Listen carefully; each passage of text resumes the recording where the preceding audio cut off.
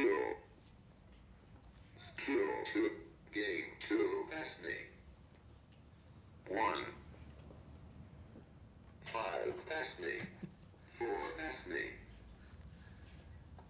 3. Fastening. 5. Fastening. 1. 2. When does it say ever been had? I'm afraid these technological things are too much for my poor male brain, Marion. You better take it. Well, the trouble is, you see, this is the... No, I won't, because this is the age of the micro kid and the computer convert, and we know a computer convert, don't we? Mr. Know-all. Yes. Well, just to show how surplus to requirements we could all become, just watch as our computerized colleague introduces the show. Hello again. This is the BBC 1 o'clock program, and the same old characters again. Please don't switch off. This program is very good. Computers are not too bad. Thank you. We begin with the history of the computer, because this, though it seems hard to believe, is one of the earliest known forms of computer. It dates back to 6000 BC. And here to explain it is our tame computer expert from Warwick University, Dr. John Barker. How does it work? Well, it works by having some grooves laid into the sand like this, and one can represent numbers by these little pebbles, or calculi, which is where we get the word calculation from. There's 6 in here representing the number 6. We could add another number 6 to that by adding in 6 more pebbles, but in fact when we get up to about the number 10, by adding another 4, we've filled the column up. So to represent 10, we put 1 in the second column, clear this lot out here, and then add the remaining 2 pebbles down to the bottom of this column. So 1 unit of 10 and 2 is giving me a representation of 12. So this is the forerunner of what we call the abacus, that's counting beads on wires. Yes, exactly the same principle. But what was the first major breakthrough as far as computers are concerned? When did that happen? That was really, took place in the 19th century with Charles Babbage. He found how to automate this adding and subtracting process, and how to store the list of instructions to give to the machine for actually doing the additions and so on. And this was done with the mechanical technology of the Victorians, so steam power and gears and mechanical switches. In fact, one of his collaborators, Ada Lovelace, better known as the daughter of Lord Byron, was the first person to find out how to instruct a computer in dealing with this modern kind of technology. The next step was a military one. Yes, the real breakthrough came in World War II, when there was a requirement to work out complicated missile and shell trajectories for different kind of armaments, and the faster speed of electrical switches allowed people to do that. And of course they used a computer rather like this mock-up we've got here. Yes, I mean this is just a facsimile, of course, but this dates back to about 46, doesn't it? This is about 1946. It's equivalent to a modern calculator. It has about 1,000 units of memory, and these are the electrical switches, the little valves you can see just here. It's rather a slow machine, in fact, by modern-day standards. I was going to ask how it would compare with a modern machine. It's nowhere near as fast, and it's a lot more expensive and more unreliable, in fact. So why is that? I mean, why well, was the basic problem are these rather bulky valves, these things that we can see here. They're rather like light bulbs. They get hot and tend to go pop, and they're rather bulky. And it wasn't until the invention of the transistor, the solid electrical switch, in the 1950s, that people were able to miniaturise this kind of electrical system. And of course nowadays the new invention is the invention of the integrated circuit, which is a technique for packaging up to 500,000 transistors into one sliver of silicon, and you can even get this little sliver of silicon through the eye of a needle, a remarkable thing.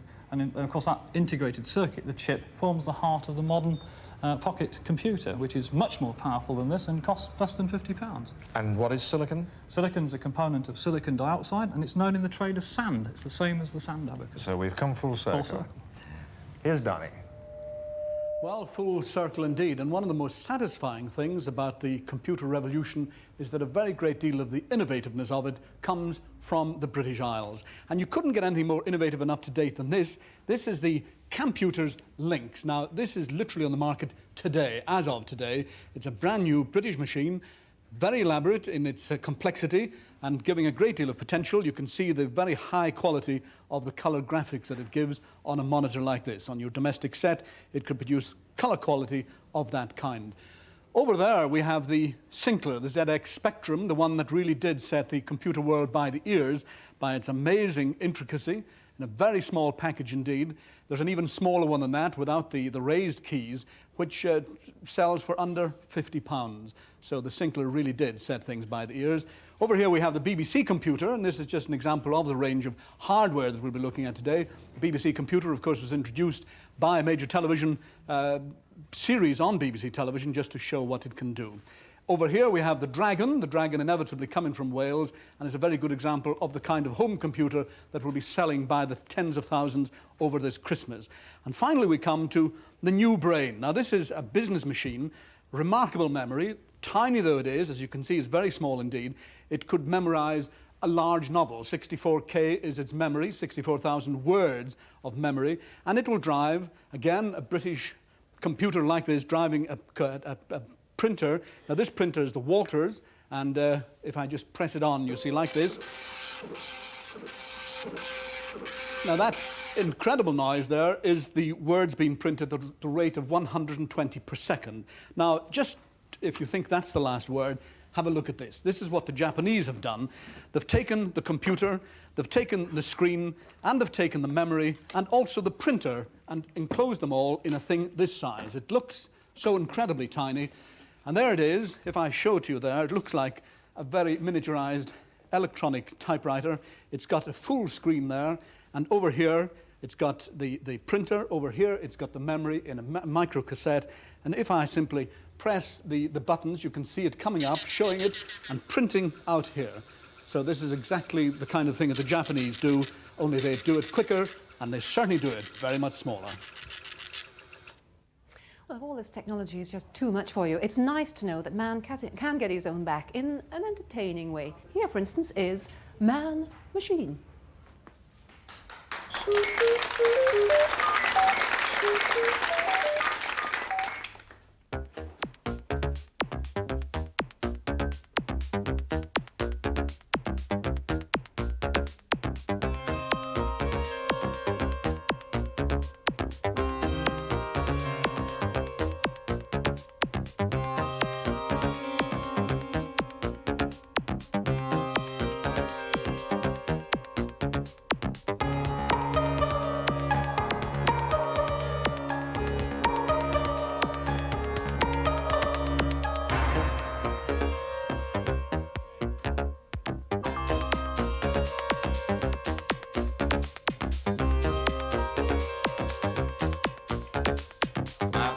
My home computer, beam myself into the future.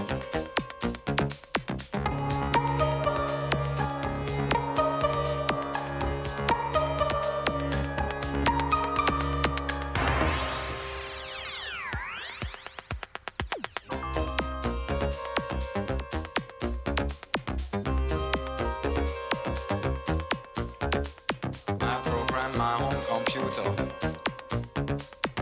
myself into the future.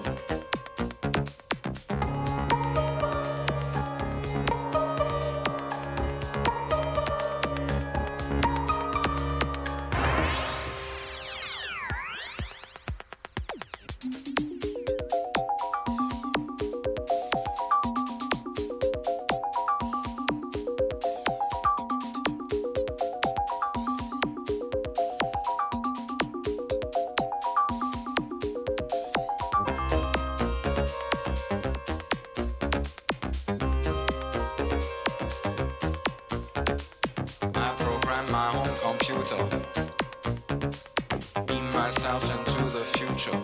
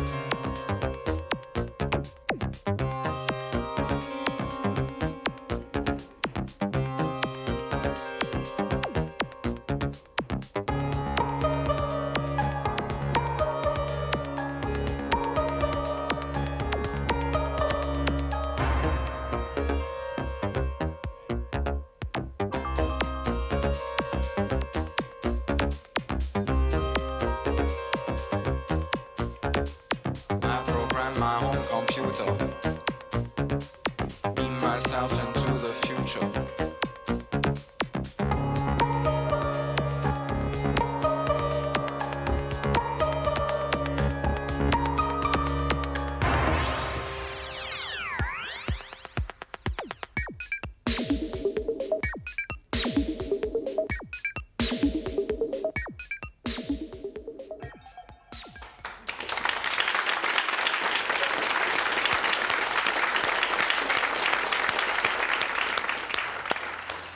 Now for a piece of international consumer research into the world of home computers.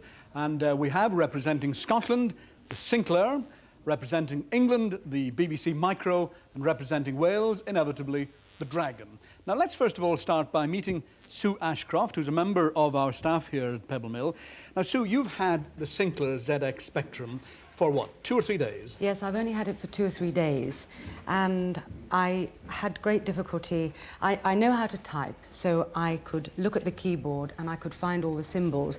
And with that, I had this instruction book, which was absolutely essential, that I went through with a fine-tooth comb, and in fact found great satisfaction when I'd done a sum on the computer. A simple sum. A simple sum on the computer.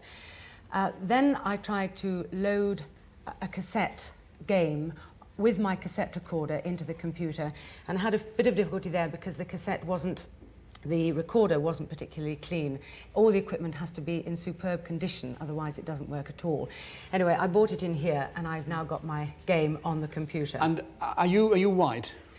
No, unfortunately, I'm black, and You're black. I think I'm in a very difficult position. I think you've been able to play chess fairly easily on the computer. Well, I've learned to play chess in the last couple of years, like I've just learned to play with the computer in the last couple of days. But I must say, I would like a home computer because I think they're very useful, and I'd like one for a special reason, that I want the children to get involved with being able to look at the keyboard, understand about this new computer technology. And I think the Sinclair would be a very good machine to start with, because a Spectrum starts at about £125. To make sure that they're literate in the computer age. Absolutely, yes. Great. Sue, thanks very much indeed. Let's now move across to England's contender, and this is the BBC Micro. Now, Stan Treasurer, again, someone who works here at Pebble Mill, you've had a BBC Micro for a little longer than 2 or 3 days.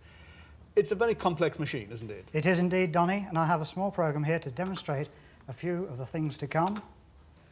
Now, have you made up this programme yourself? Yes, indeed. I put this in only about 4 hours. So it's showing it's got games, control, remote, Econet, Giant, Acorn, all sorts of things. Now, this kind of colour that it's providing, you're able to key that in by your own programming. Indeed, we can have a look at data. It's at the end of the listing, and at the top here we have the Acorn, games, hobbies, remote. You can change the lettering to suit your own need. It's a very sophisticated machine, but it can come right down to basics for people at home to teach the children, even from 5-year-olds, how to do simple mathematics. Here we've got a simple sum. If we say 10 times 10 plus 2. So it's showing the sum of 10 plus 2 is 12, the difference between them is 8, the product is 20, the quotient is 5. Very, very quickly indeed. Now, that's the kind of thing that can obviously fascinate youngsters. Again, Donny, it isn't at all difficult. One can list the programme, and at 340, it's just almost at the bottom of the screen, one can see input N1, which is the first number, input N2, which is the second number. The sum is the total of N1 plus N2. So it's very, very simple, but very easy. You've obviously been learning language, which is basic. Yes, language. one of the first books to come out was the NEC, which is the National... Sorry. The NEC book. Yes, the National Extension College, which provided the very first introduction into basic computer programs. It's very easily written, very easy to follow. And I'm having great fun. No limit to the complexity of it. Stan, thank you very much indeed. You. And now, Dave Williams with appropriately, the Welsh Dragon, being a bit of a Welsh Dragon yourself.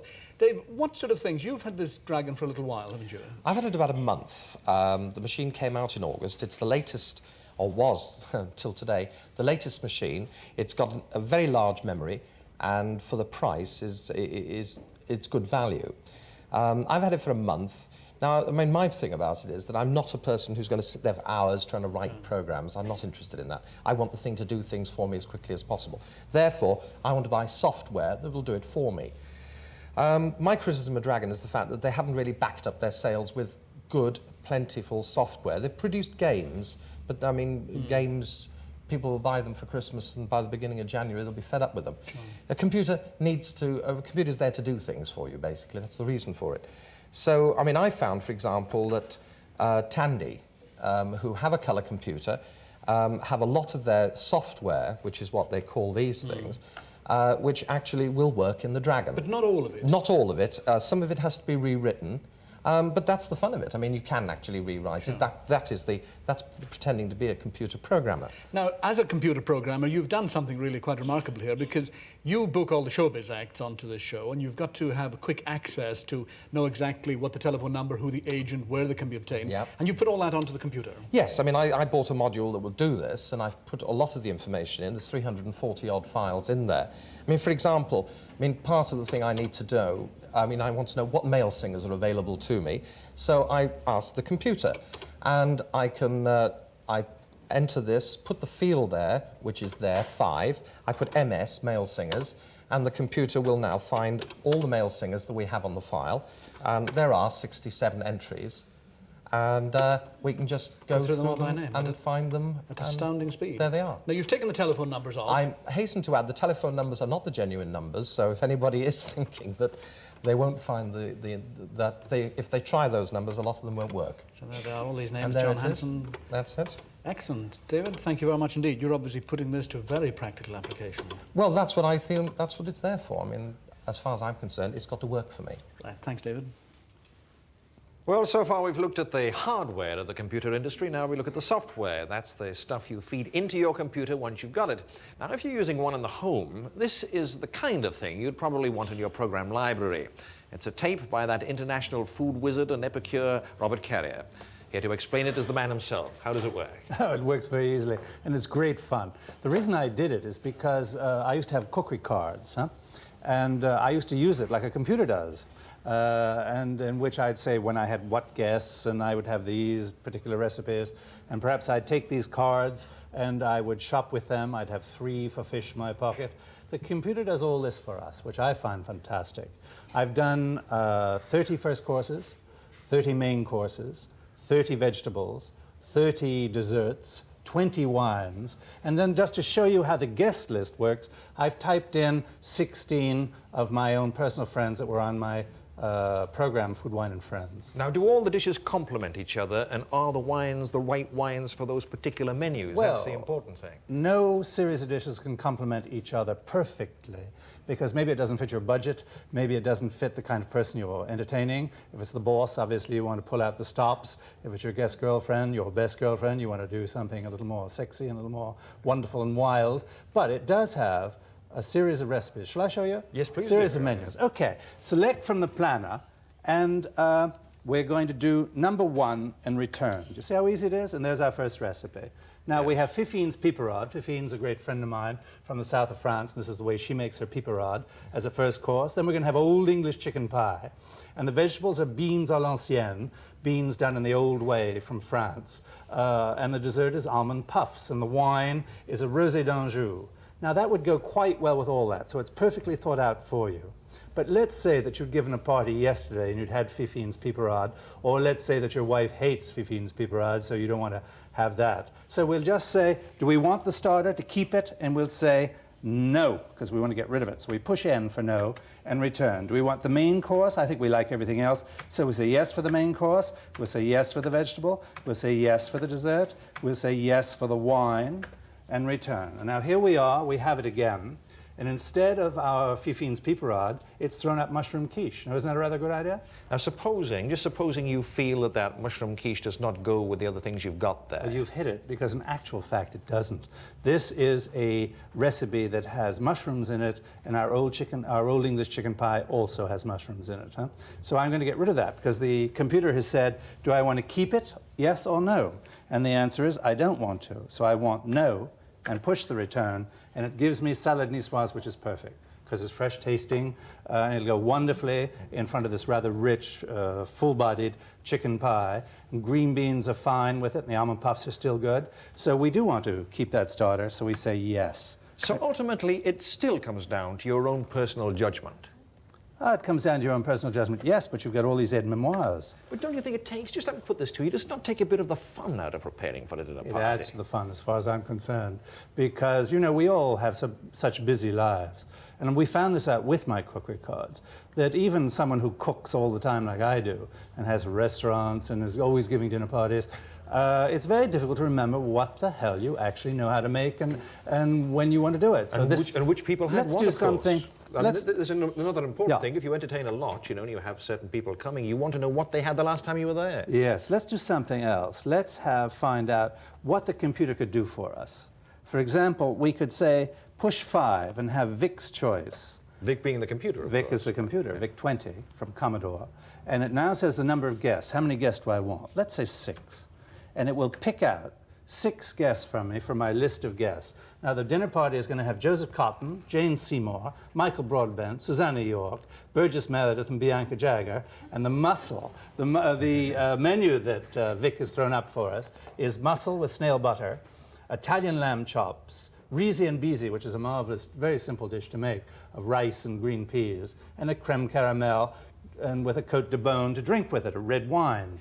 Now, I'm going to call them up, and I'm going to say, now, listen, Joseph, I didn't want you at all. You know, I really don't like you anymore, but Vic said you should come to dinner, so come on. How about doing it on the 20th? Don't you think it's fun? That sounds fantastic. You do realize if this thing ever works out how to do the egg and chips, you'll be out of business. Robert Carrier, thank you very much indeed. Thank you. Well, now, of course, the computer doesn't isolate you in your own home. It opens doors all over the world. And with me is Lawrence Hardwick. Tell me, what sort of signals can you get through your television set and your television aerial that can open doors, in a sense? The computer has an interface which you plug a television aerial into, and this gives you access to the information the BBC is transmitting, actually on the lines just above the screen, your TVs at home. And there's information there. Here we see a page of news headlines. There is all sorts of things, the latest weather reports, financial news, and also what's on television. So you don't need the guides on those. But for some of these, actually, you can get this information with one of these special sort of remote control things. What can you get that can give information to your own computer that you could work with? The BBC is also transmitting information that can be read by the computers instead of information like this that can be read by normal teletext systems. And we'll have a look at one of these pages. We are waiting for the page to come round now. It can take just a couple of seconds. And first of all, we'll see a picture of what the page would look like to a normal user of a teletext system. So what we're going to see in a few moments is a lot of numbers and letters. There we are. That doesn't make all that much, well, it doesn't make any sense at all to me, but it's making sense to the computer. And the computer has now recognised that that is a programme, and the next time the page comes round, the computer will try and load the programme down for us, and we'll then run it in this computer, and we can see what it will do. So the computer is busy reading this at the moment, and we're going to see what it makes. And in fact, what it's created is a keyboard there. Looks like a piano keyboard. This is something that perhaps you may have linked into a musical sort of schools programme or something that you can use. And here we see that it is actually a working programme, and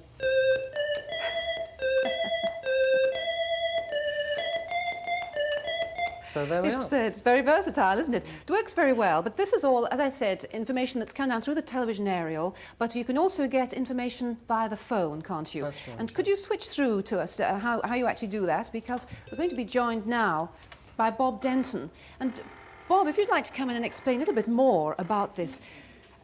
This is a way, in fact, for computers to talk to computers, isn't it? Yes, that's right. Once you've got a microcomputer, you discover an enormous appetite for programmes, for news, comments. You want to talk to people who have a computer also. Now, sorry. You use something called, you plug into something called Micronet 800, and you have to use the phone. Now, how do you do that? Well, first of all, we take any microcomputer, from the best-selling one, the ZX81, through to, as we have here, the BBC Micro, and all we do is use this particular adapter. Now, so do I dial a number on here? If you dial, here? raise the receiver, I press hash as instructed by the screen, 918. Ah, I've done the wrong one. Sorry. Yes. You do have to do 918. 918. And as soon as you hear the computer at the other end singing at you, we can go further. Just waiting for it to sing. In fact, here we go. Fine. And then I've so pressed hard in there. if I just push that into there, press this, we should be online to a remote computer. Now, we're talking about the uses of this. In fact, I suppose schools that have made their own programmes, in the end, could you have schools swapping programmes and buying programmes off each other through a system like this? Absolutely. Sorry, I just have to enter my identity number, and I did it wrongly the first time. The computer didn't recognise We're me. trying to work too fast, aren't we? Yes, that's right. And I have to enter a personal password. Which none of these numbers are coming up on here to keep it secret, I suppose. Absolutely. I'm sorry, again, I've hit the wrong key there. So if I just very quickly do that correctly. It's still refusing me. I'm sorry. This is the first law of computers, which is that if there's anything that you have to do on live television cameras, I'm afraid it goes wrong. But if I just enter that correctly now, finally, yes, there we are. We're now into the system properly. Yes. Sorry about that. And how does it go on from here? Because there are a number of steps, aren't there? Well, fine. We can go through to our database, and on the database there are free software. There's a space for schools to be able to trade software, so if they come up with a new routine which is interesting, they can pass it around amongst each other. There has not been that sort of distribution method. If I simply show you the sort of things that we can do for micro users, first of all, this is the main index, and if we go to the home area, you can see that the sort of information that we have is coming much more quickly than you had with the teletext. Obviously, we have something like 200,000 pages of information here, and they're coming at you very much quicker because we have the power of a computer at the other end. We're not just taking it off of the television. It goes on a long way from here. There's lots of information there. How much would it cost me, a user, to have something like this? Surely I've got to, I mean, if I've only paid £40 or so for a small computer, yes. I don't want to pay a lot for all this. Is it going to cost me? Well, this service is going live in January, and the first 10,000 people will be able to acquire their adapter for £49. So that is the joining fee to the service. They need this. As you can see, we can work with a range of different microcomputers. And as we have the BBC micro here, if I just enter that, we will go through to that. I seem to have lost it. Don't worry about that, because I think we've already got an idea just how much information you can get from a system like this, keying into lots of different computers and programmes. And I think to take that a stage further, we've got Donny. Yes, thanks, Marion. One aspect of the technological revolution, that is the computer age that will be upon us very soon indeed, is electronic banking through a computer terminal in your own home. And the pioneers of this remarkable experiment are the Nottingham Building Society, whose managing director is with me now, John Webster, and the Bank of Scotland. John, could you first of all set in context what we're doing today? It's a bit of a television first, isn't it? Yes, it is in fact, Donny.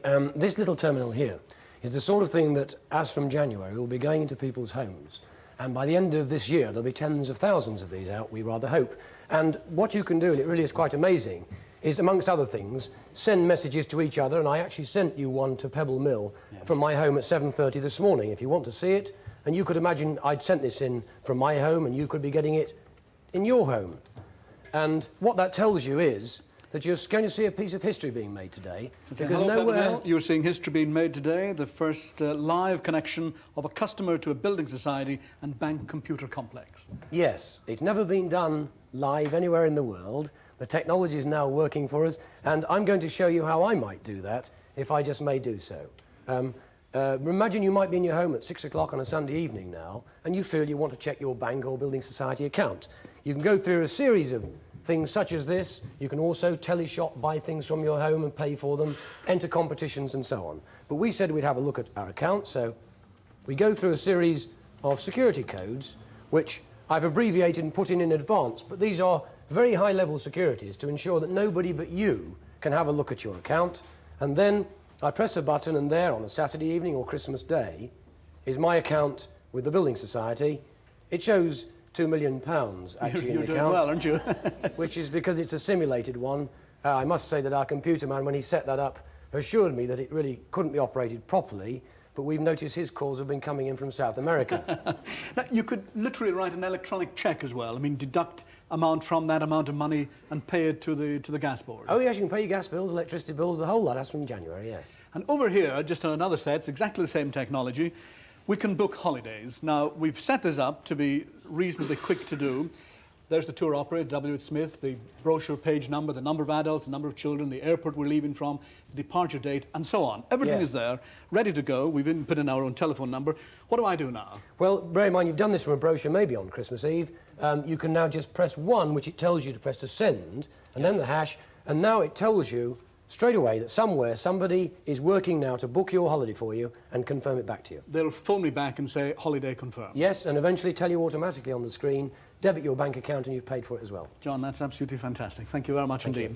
Well, another aspect of this that really is going to change, and that is if you're looking for, let's say, a holiday operator and you've got to go through the even if you do let your fingers do the walking, you can have an awful lot of frustration looking through a telephone directory like this. So let's get rid of that because we have no more need of it, because from very soon we will be having things like this in our homes, and this is in fact an electronic telephone directory.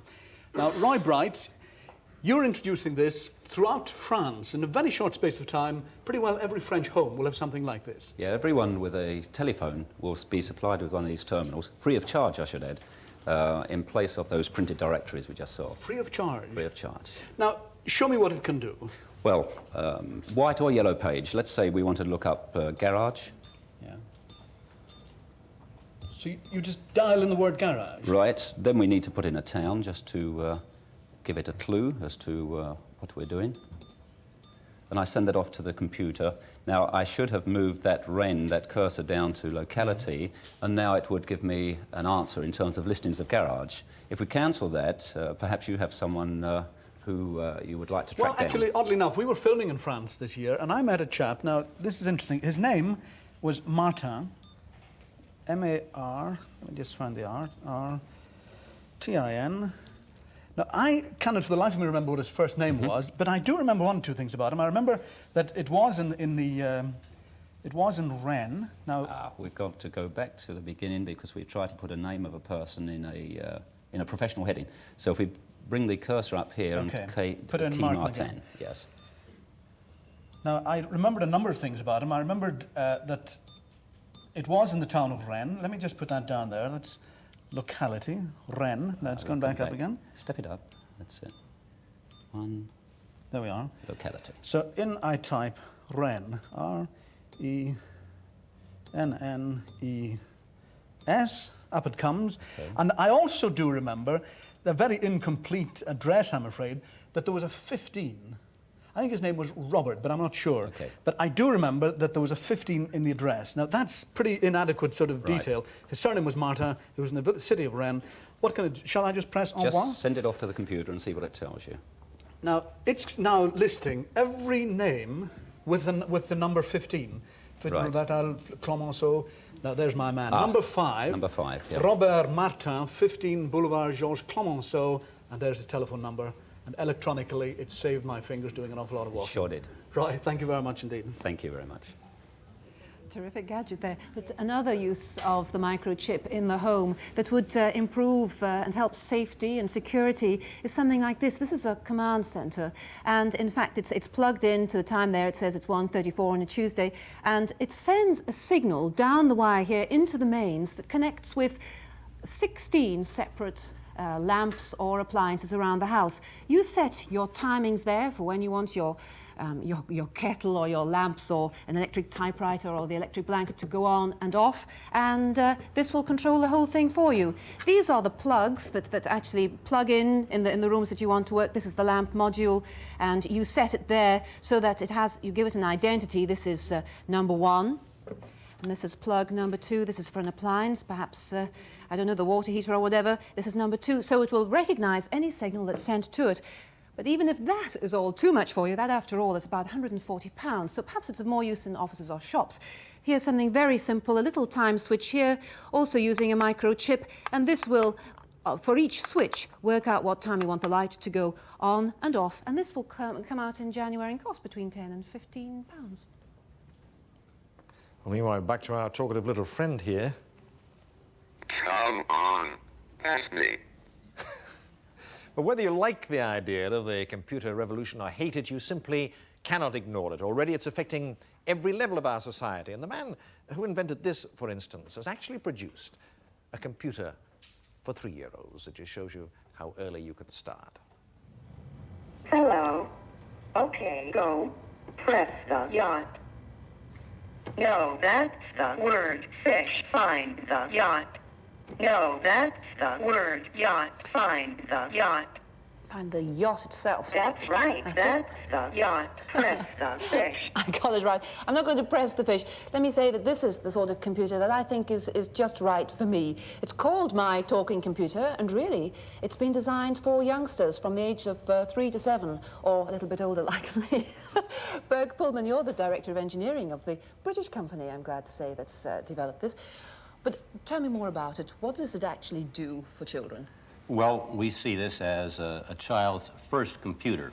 It's designed to teach spelling, math, word recognition, the time, a whole variety of different subjects. What other games can it do? Well, we have a game on numbers. We have a talking calculator, which will teach the youngster familiarization with a calculator. Hello. And how to use one. It's a fully 4-functioning calculator. 1, 2, 3 equals 123 plus 8 equals 131 divided by 2 equals 65. Remainder 1. That's lovely. And it's got, I noticed as you remove this book that there are quite a lot of other games. Just what is the variety of things that it produces? Yes, the basic programs are contained in the book. Numbers, words. Yes, this is the sort you just press different. There are all sorts of questions to do with the numbers or the little fish. That's there. right. Another keyboard Learning here. the alphabet. Yeah, the more faces. Picture and word association. Yes, we've had Same this thing on. that we have there. And so on, and then even a little blackboard. That's my talking blackboard, and it's designed to give familiarity in math problems in the 4 functions. But there is another game, isn't there, that isn't actually part of this book that I think a lot of parents might find a lot of fun, and that's in here, isn't it? That's right. We're very enthusiastic about that. It'll teach a child to tell the time. Now press go. Press a hand. That's the minute hand. That's the hour hand. Set the clock and press the hour and minute hand. Well. Good, that's 9:55. Set the time to 10:55. If the child gets it wrong after 2 attempts, the computer will tell them what to do. No, that's 10:05. Set the time to 10:55. Keep quiet a moment, talking computer. And but is this on the market yet? How soon will Not yet. It'll be on the market in May. Is it going to be expensive? No, it'll be £49. So that's not bad at all, and just right for me. Bert Pullman, thank you. Thank you. Of course, Pebble Mill was one of the very first programs to use computers in a practical sense. Not many people realize that after each show we unplug Donnie McLeod and stand him in the corner till 1 o'clock the next day. But in case you're still a little dubious about the fact that we are moving into the computer age, let me tell you that by 1984, and I hope that date isn't too significant, all primary and secondary schools in Britain, according to the Department of Information Technology, will have at least 1 computer. Now, what good will they do? Well, let's ask Mrs. Pam Bridgewater, headmistress of St. Francis Primary School in Bourneville, where they've been using one for a little while, one they borrowed incidentally. But can you just tell me in practical terms, can you give me an example of how you would use it? Well, we do use computers for computer-assisted learning, mainly, but the possibilities are endless. The children can do their own programming. We wrote a program for them to help them work out their bank interest each month. Not to do it for them, but for them to teach them how to do it for themselves. They've done some pictures, they're very young children, but the possibilities are really endless. So you're sold on the idea? Oh, I am indeed. We don't have a computer. We've had the loan of one. Indeed, very few primary schools do have a But computer. they will have by 1984. Now, what about the kids themselves? How did they respond to it? I see that they all seem quite happy here. Can they? They respond very well. I think children are not afraid of machines the way adults are. We teachers are a little afraid of computers. We think perhaps they'll take over our job, but there's no possibility of that. So, in fact, as far as you're concerned, they are an aid and nothing more. They're a teaching aid, yes indeed. They're an extension of the teacher. We already use lots of teaching aids. We use tape recorders and language masters and listening units and so on. And you see this as another one? I do indeed, well, yes. Kate Bennett from Birmingham is in fact studying computers for A-levels, but at the same time you are doing the programs for St. Francis School. That's right. Kate, now just tell me how you go about doing that. Well, I've been working in connection with Mrs. Bridgewater because you have to find out exactly what they are requiring, and I've been interviewing the teachers there, and it's very much at the preliminary stages. So no matter how sort of impersonal the computer seems, you still have to come down to a personal level initially, do you? Yes. Yeah. Go on, and then so you talk to them and you find out what they're going to be doing, and then what happens after that? That's right. Then you have to start constructing your program using a flow chart, which you go step by step. And a flow chart, just explain to me what a flow chart is. Well, say if you're going to boil a kettle, the flow chart would read, fill the kettle. The next stage would be plug the kettle in, boil the kettle. I see, yes. Yeah. And that is expanded into computer statements, into the actual program. Yeah. This was interesting. I think something Marion brought up earlier there.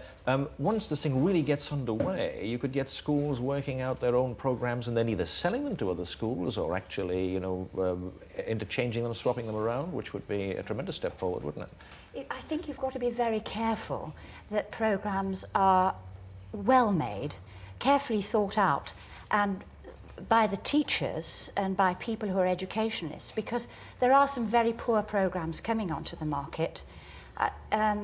We shall go very carefully with Kate. So that could be a danger, in fact, That Pam, could be indeed. because people tend to take what the computer says as being gospel. That's right. Yes, I see. Yes. Well, let me just turn at this point to Dr. John Barker, whom we met at the start of the show. And let me ask your reaction, first of all, to the use of the computers in the education world. Well, I think the astonishing thing is the pace in which they're being implemented in schools. It's horrifying if you're in a university, for instance, and thinking that we've got 6- and 10-year-olds who probably know as much as some of our first-year undergraduate students. What do we do in the... Well, possibly. I think what it's encouraging people is to get over their fear of machines, first of all. And secondly, it's acquainting them to the fact that there will be very much more powerful personal computers around in the future. I would anticipate, for instance, that, say in about 10 years' time, that the children who are growing up now in primary schools will be handling really intelligent machines, which will be dealing with much more complex problems, but which are not being programmed in the language like BASIC that we've been seeing, but much more in a language like English. And this is very important that we have people into this area, because the majority of users in the country will not have time or the energies to be able to learn computer programming as such. And the developments in hardware and software nowadays are aimed towards providing people with the capability of coping in a simpler way with the machines. So it's this generation of children who will be part of that development, and so it's vitally important to do it. I'll tell you one thing that slightly worries me. I mean, look at the kids here. They really seem absolutely at home there. And as Pam herself said, she said, you know, that they've taken to it like ducks to water. Yes. Donnie McLeod mentioned to me earlier that his children, for example, are way ahead on technology of anything that he can possibly conceive of. Is there a danger, you know, is there a danger that the children will become so attuned to computers that we will miss out on the basic fundamentals of education, you know, essential things? Well, I don't think that will happen. I think what we're getting with the design of what are called expert systems is that it's all very well being able to program. You have to understand the nature of the problem. You have to ask what it is you're actually doing and why you're doing it. And this actually leads you directly into educational ideas, deep educational ideas, and it helps you do it for yourself. It's not something you learn like chalk and talk approaches. It's something you've got to work out for yourself with the aid of the machine. So it is in itself a fundamental part of education. It's extremely valuable, I think, education. Well, I think one thing that the programme has proved, we are all at the start of something big. Now, we'll be back in our usual form tomorrow, so join us then. In the meantime, I think we're being taken over from all of us here. Cheerio.